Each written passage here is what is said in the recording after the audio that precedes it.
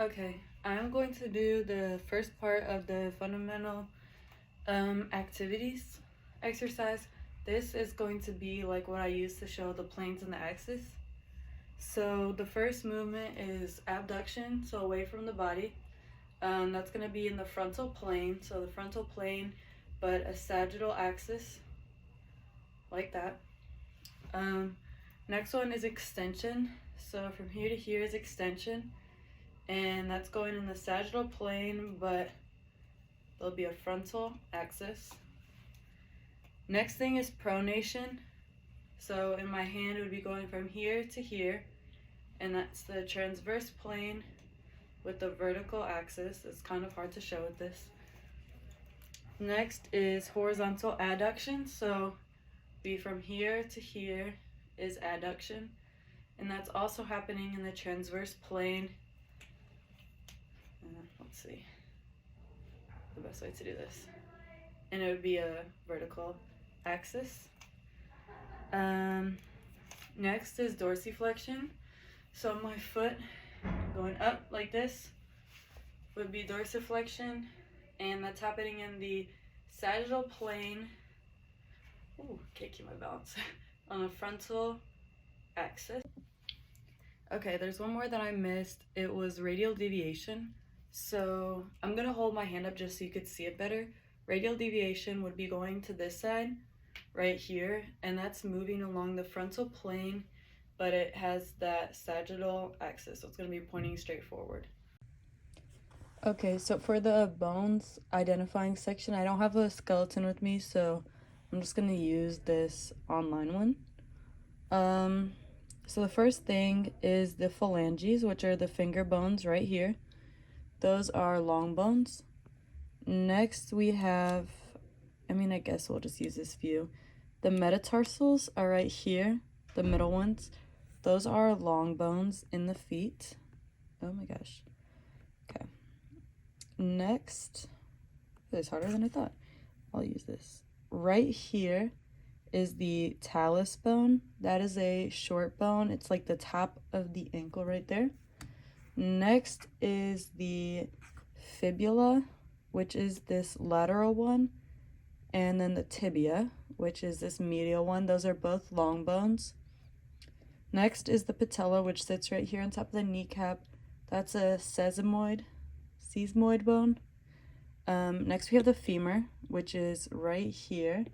That is a long bone. Moving up a little bit, we have the innominate bones, which is this right here, like the three of them. That's the hip bone. And that's an irregular bone. Next, we have the sacrum and the coccyx. So the sacrum is going to be right here. And then the coccyx is underneath it, and they're both irregular bones. And then, I guess we're still on the back side. We have the vertebrae, which are each one of these right here on the spine. The vertebrae are also irregular bones. Next we have the scapula, which is this right here. This is a flat bone. And then back to the front, we have the clavicle, which is these ones right here. That's a long bone. Next we have the humerus, which is right here. That's a long bone. Let's see if I can turn it. This is the radius, and then the medial side is the ulna, and those are both long bones. Next is the sternum, which is right here. That is a flat bone. Okay, last two. Next we have the metacarpals, which are right here in the hand. Those are long bones. And lastly, we have phalanges again, which can be fingers or toes. So toes, fingers, either way, they're both long bones. So that's all the bones. Okay, so the next part of this video is the closed and open kinetic chain movements. So the first one is a closed kinetic chain tibiofemoral extension. An example of that would be if I were to squat. Tibiofemoral is my knee, and when I stand up, it would be extending. It's closed kinetic chain because my feet are planted on the ground the whole time and they're not moving. Second is open kinetic chain glenohumeral abduction. So glenohumeral abduction would be just abduction from the shoulder. And it is open because the distal end is not attached to anything and it is still free to move. Next is open kinetic chain femoral acetabular flexion. So that's in your hips, the femoral acetabular. And that would just be if I was flexion. So that would be if I swung my leg forward. It's open because the distal end, my foot, is not planted on anything. Next is open kinetic chain talocrural dorsiflexion. So that's my ankle. So an example of that would just be dorsiflexion with my foot up because it's open because my foot is not planted on anything. Okay, so this is part 3 of my going over my joints and the structure and function. So the first one is a talocrural joint, and that's your ankle joint. It's a hinge joint and a synovial joint. Second one is your tibiofibular joint.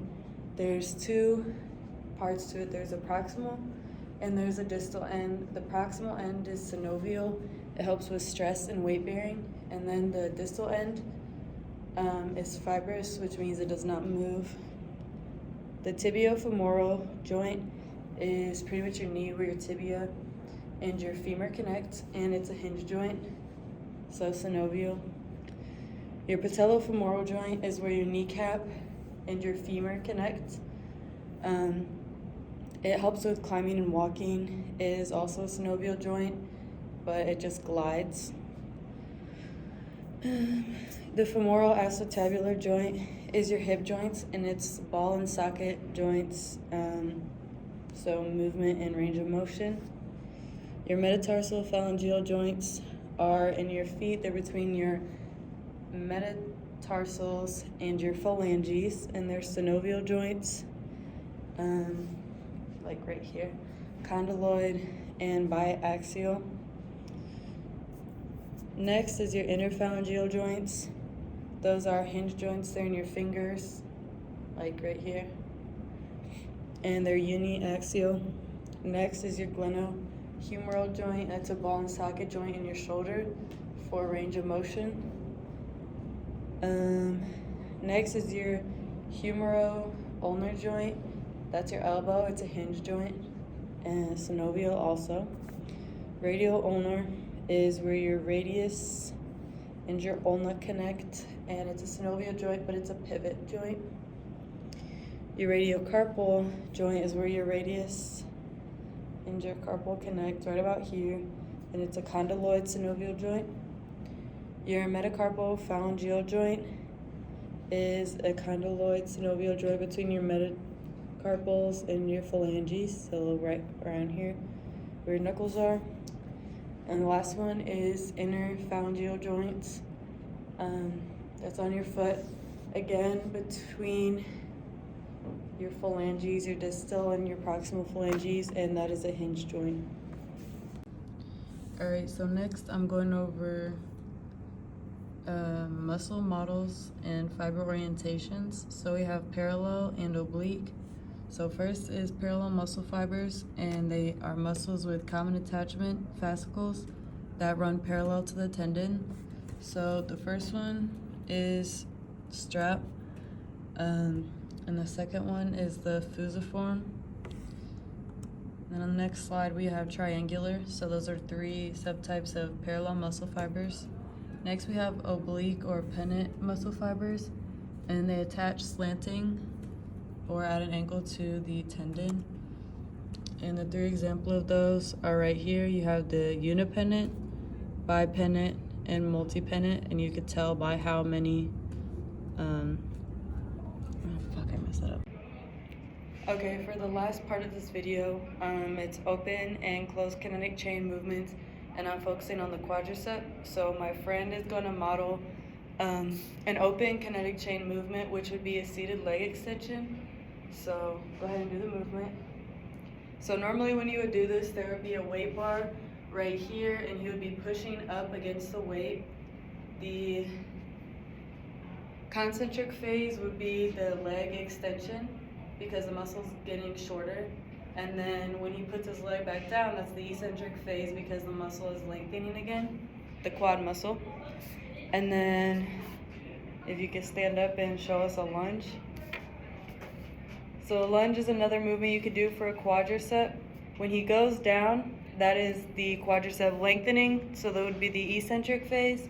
And when he comes up, that would be the quadricep shortening, so that would be the concentric phase.